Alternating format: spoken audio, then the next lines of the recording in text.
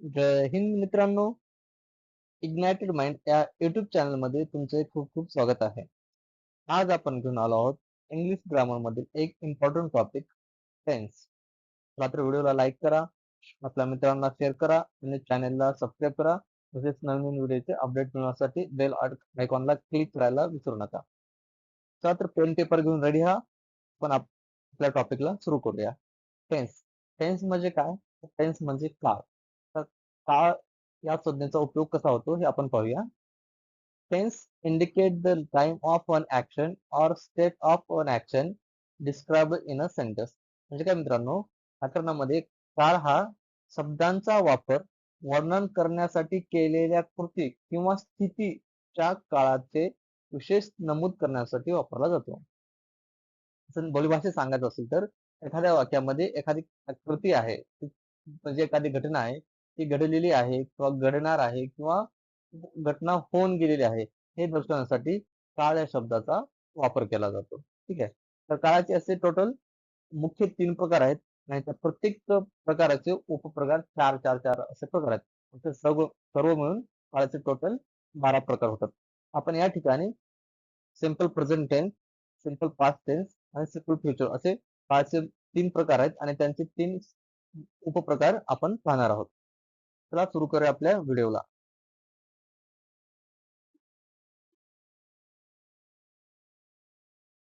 Present tense म्हणजे साधा वर्तमान काळ. साधा वर्तमान काळ कुठे यूज केला जातो पहा. To express habitual action or routine, म्हणजे एखाद्याची हॅबिच्युअल म्हणजे एक सवय आहे किंवा एक रुटीन आहे ते सांगण्यासाठी साधा वर्तमान काळ यूज केला जातो. To state general truth or fact, म्हणजे काही एकाल सत्य आहे ते सांगण्यासाठी सुद्धा साधा वर्तमान काळ यूज केला जातो. To give instruction or direction, एखाद्याला इन्स्ट्रक्शन देण्यासाठी, सूचना देण्यासाठी सुद्धा साधा वर्तमान काळ यूज केला जातो. To talk about future event that are scheduled or part of a time table, त्या काही गोष्टी टाइम टेबलच्या आहेत, टाइम टेबलशी निगडीत आहेत, आपल्या शाळेचं टाइम टेबल आहे ते सुद्धा सांगण्यासाठी आपण साधा वर्तमान काळ यूज केला जातो. ठीक आहे. प्रेझेंट टेन्स मध्ये एक पिक्चर मध्ये पहा तुम्हाला दिसत आहे की करंट स्टेट ऑफ बिईंग आणि करंट ऍक्टिव्हिटी या दोन गोष्टी प्रेझेंट करण्यासाठी सुद्धा साधा वर्तमान काळ यूज केला जातो. तर आणखी काही एक्झाम्पल देतो मी. Express habitual action or routine, जे हॅबिच्युअल आणि रुटीन आहे आणि जनरल फॅक्ट आहे. जसं की आपलं एक्झाम्पल आहे, सूर्य पूर्वेस उगवतो. हे काय जनरल फॅक्ट पण आहे आणि एक रुटीन पण आहे की सूर्य हा पूर्वेलाच उगवतो. ते त्रिकालवादी सत्य आहे. तर ते सांगण्यासाठी सुद्धा आपण साध्या वर्तमान काळाचा यूज केला जातो. म्हणजे अशा खूप साऱ्या घटना आहेत की जसं की आपण दररोज शाळेत येतो, एक हॅबिच्युअल आहे, एक रुटीन आहे. म्हणजे रविवारी शाळेला सुट्टी असते, एक जनरल फॅक्ट आहे. म्हणजे असे काही सिंपल आहेत ते सांगण्यासाठी साधा वर्तमान काळ यूज केला जातो.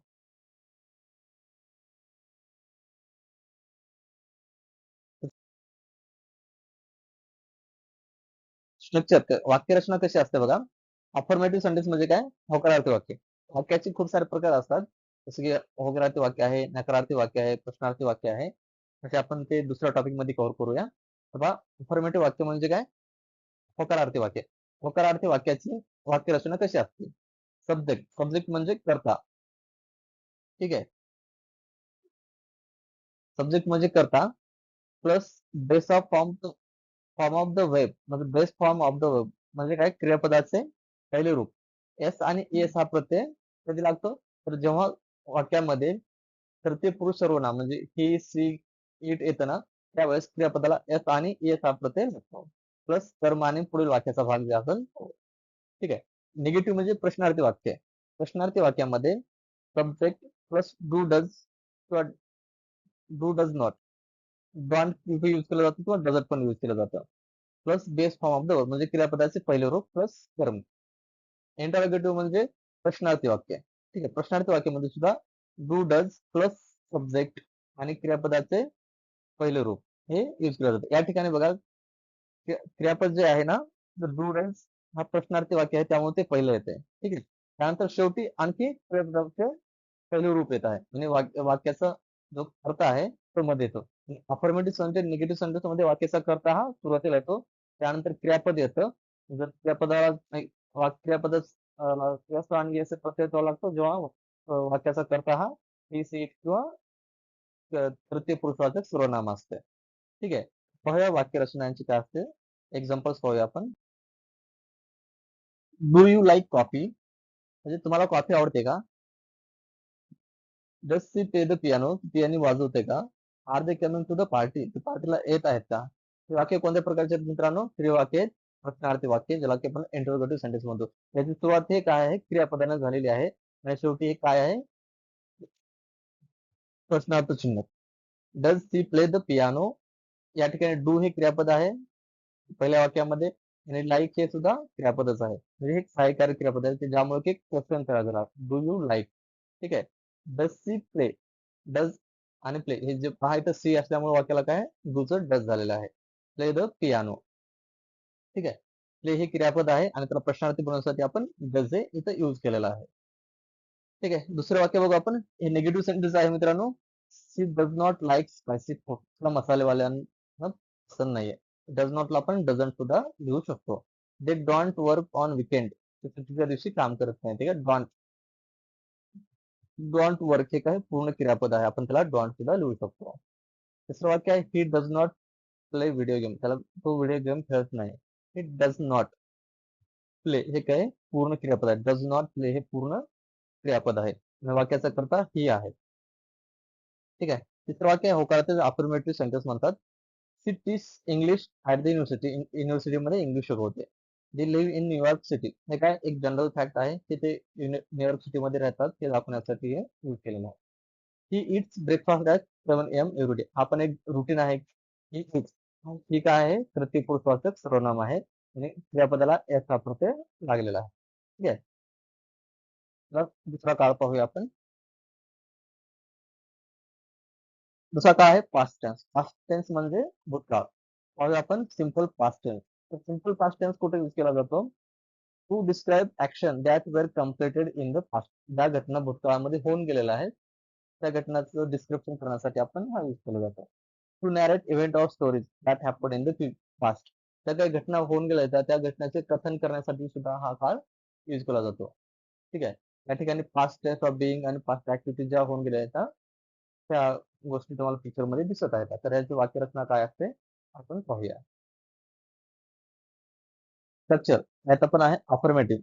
अफर्मेटिव्ह मध्ये subject plus past form of the verb म्हणजे इथं क्रियापदाचं दुसरं रूप यूज केलं जातं.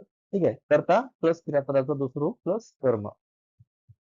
निगेटिव्ह वाक्यामध्ये पण करता प्लस डिड नॉट किंवा डिडंट प्लस क्रियापदाचं इथं पहिलं रूप यूज केलं जातं. ठीक आहे. इथं डिड नॉट किंवा डिडंट आल्यामुळं क्रियापदाचं पहिलं रूप यूज केलं जातं. मित्रांनो लक्षात ठेवा आणि पॉईंट लिहायचं ना. इंटरॅगेटिव्ह सेंटेन्स. इंटरॅगेटिव्ह सेंटेन्सची सुरुवात डीड न होते. डीड प्लस सब्जेक्ट येतो त्यानंतर base form of the work आणि काय प्रश्नार्थ चिन्ह म्हणजे क्रियापदाचं इथं पण पहिलं रूप येतं. डीड आल्यामुळे हे क्रियापदाचं पहिलं रूप येतं. ठीक आहे. हा पॉईंट लक्षात ठेवा. एक्झाम्पल पहा. अफर्मेटिव्ह सेंटेन्सचं जे व्हिजिटेड द म्युझियम एस्टरडे. त्याने म्युझियमला भेट घेतली होती किंवा व्हिजिट केले होते एस्टरडे. ठीक आहे. व्हिजिटचं दुसरं फॉर्म व्हिजिटेड. लक्षात ठेवा मित्रांनो. जे काय आहे हे सब्जेक्ट आहे. व्हिजिटेड हे ऑब्जेक्ट आहे. व्हिजिट याचं दुसरं रूप आहे व्हिजिटेड. व्हिजिटचं दुसरं रूप व्हिजिटेड होतं. या ठिकाणी दुसरं वाक्य पहा निगेटिव्ह. सी डिड नॉट किंवा डिडंट फिनिश हर होमवर्क. किंवा मित्रांनो डिड नॉट आल्यामुळे फिनिश जे काय फिनिश जे फर्स्ट फॉर्म आहे. जर सेकंड फॉर्म असेल तर फिनिशड आला असतं. ठीक आहे. हे she did not finish her homework. Interview प्रश्नार्थ वाक्यामध्ये सुरुवातीला काय येणार आहे डिड येणार आहे. Did you watch the movie. ठीक आहे. वॉच काय क्रियापदाचं फर्स्ट फॉर्म आहे. ओके. आणखी काही सेंटेन्स पाहूया आपण. Did you finish your homework last night? Where did they go for vacation last summer? Did he college yesterday. सर्व काय आहेत इंटरव्ह्यू सेंटेन्स आहेत. एक्सरसाइज साठी इम्पॉर्टंट आहेत मित्रांनो लिहून घ्या चला. दुसरं आहे निगेटिव्ह सेंटेन्स आहेत. She did not go to the party last night. तुम्ही असं म्हणू शकता she did not go to the school yesterday असं पण म्हणू शकता. She did not go to the movie last night असं पण म्हणू शकता तुम्ही. अशा प्रकारे एक्झाम्पल क्रिएट करा स्वतःचे. क्रियापद सेम ठेवा कर्म बदला. They didn't finish your homework on time. बघा didn't finish did not go. Didn't did not एक आहेत क्रियापद आहेत. ते होकारार्थी वाक्य आहे. ती visited her grandmother yesterday. ती तिच्या आजीला भेटली होती. येस्टरडे म्हणजे काल आजीला भेटली होती. ठीक आहे. अशा प्रकारचे हे वाक्य आहेत. तुम्ही लिहून घेत चला आणि जास्तीत जास्त प्रॅक्टिस करा. जेवढी जास्त प्रॅक्टिस होईल तुम्हाला तेवढं जास्त तुम्हाला सोपं जाईल ते. आता हे फ्युचर टेन्स. फ्युचर टेन्स मध्ये simple future tense. Simple future टेन्सचा उपयोग काय असतो? To describe actions that will happen in the future. To make prediction or promises. एखादी भविष्यातील घटना जी घटना होणारी आहे ती सांगण्यासाठी आपण फ्युचर टेन्सचा उपयोग करत असतो. एक्झाम्पल आहेत बघा. Lisa will run home tomorrow. Kavi will be angry this afternoon. म्हणजे काय इन फ्युचर म्हणजे काय होणार आहे ते दाखवण्यासाठी हा भविष्यकाळ जातो. जसं की फॉर एक्झाम्पल आहे, मी एक्झाम मध्ये टॉप करेन. हे काय फ्युचर टेन्स आहे. कारण एक्झाम माझी झाली नाही पण एक्झाम होणारी आहे आणि त्या एक्झाम मध्ये मी टॉप करणार आहे. तर काय फ्युचर आहे. म्हणजे आपण पुढच्या गोष्टी बोलत आहोत त्या सिंपल फ्युचर टेन्स मध्ये येतात. ठीक आहे. वाक्यरचना पहा. स्ट्रक्चर अफर्मेटिव्ह आहे. Subject plus will. विलच्या ठिकाणी आपण जर आय आणि ओई असेल तर शालचा सुद्धा युज केला जातो. Plus base form of the verb म्हणजे क्रियापदाचे पहिले रूप. निगेटिव्ह सेंटेन्स मध्ये पण सेम आहे. सब्जेक्ट प्लस विल नॉट किंवा वॉन्ट प्लस क्रियापदाचे पहिले रूप. इंटरोगेटिव्ह सेंटेन्स मध्ये विल सुरुवातीला येईल प्लस सब्जेक्ट येईल पुन्हा basic form of the verb आणि प्रश्नार्थी चिन्ह येईल. अशा प्रकारे ह्याची वाक्यरचना असते. एक्झाम्पल पहा. He will start his new job next week. तो काय त्याचा जॉब नेक्स्ट वीक मध्ये सुरू करणार आहे. कारण ही इन फ्युचरची घटना आहे की त्याचा नेक्स्ट नेक्स्ट वीक पासून तो त्याचा जॉबला जाणार आहे. एक नकारात्मक वाक्य पहा. दे विल नॉट किंवा वोंट अटेंड द मीटिंग. ते मीटिंगला येणार नाहीत किंवा ते मीटिंग अटेंड करणार नाहीत. इंटरोगेटिव्ह सेंटेन्स मध्ये पहा. Will you come to the party. पार्टीला येणार आहे का? इंटरोगेटिव्ह म्हणजे प्रश्न आहे. एखाद्याला आपण जेव्हा प्रश्न विचारतो ना तो अशा प्रकारे will you come to the party. आणखी काय तुमच्या एक्सरसाइज साठी वाक्य आहेत, प्रॅक्टिस साठी वाक्य आहेत. हे वाक्य लिहून घ्या चला आणि प्रॅक्टिस करा. ओळखा पाहू. या पहिल्या वाक्यामध्ये कोणता वाक्य प्रकार आहे तो ओळखा. She will not attend the meeting tomorrow. होकारार्थी वाक्य आहे. नकारार्थी आहे का निगेटिव्ह वाक्य आहे सांगा बरं. चला. विल नॉट आहे ना तर मग काय आहे निगेटिव्ह वाक्य आहे. ठीक आहे. विल नॉटला आपण वॉन्ट पण लिहू शकतो. They are not going to travel Europe next summer. म्हणजे ते नेक्स्ट उन्हाळ्यामध्ये युरोपला जाणार नाहीत. Are not going. Are not going. ठीक आहे. हे काय क्रियापद आहे. आर नॉट नॉट असल्यामुळे आपण इथं हे काय होणार आहे निगेटिव्ह वाक्य होणार आहे. I will call you later tonight. हे कोणतं वाक्य आहे तर हे होकारार्थी वाक्य आहे. विल कॉल हे क्रियापद आहे. आय हा कर्ता आहे. ठीक आहे. She is going to travel to Japan next month. Is going to हे काय या ठिकाणी क्रियापद आहे. ठीक आहे. या ठिकाणी विल पण यूज करू शकतो आपण. She will travel to Japan next month असं पण हे वाक्य होतं. They will start their new job on Monday. Will you attend the party tomorrow. प्रश्नार्थी वाक्य आहे. यामध्ये प्रश्न विचारला की will you attend the party tomorrow. प्रकारचे वाक्य असतात. प्रॅक्टिस करा.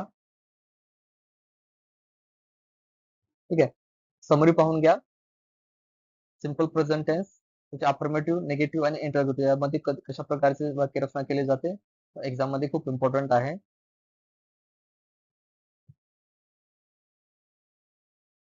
इथे काय तुमच्या प्रॅक्टिस साठी वाक्य आहेत पहा आणि सोडवण्याचा प्रयत्न करा. क्रियापद पाहायचं. क्रियापदाला पहिलं रूप आहे का दुसरं रूप आहे. एस एस प्रत्यय आहे का नाही तो पाहायचा. त्याला काही सहाय्यकारी क्रियापद आहे ते पाहायचं आणि त्यावरून काळ ठरवायचा. ठीक आहे.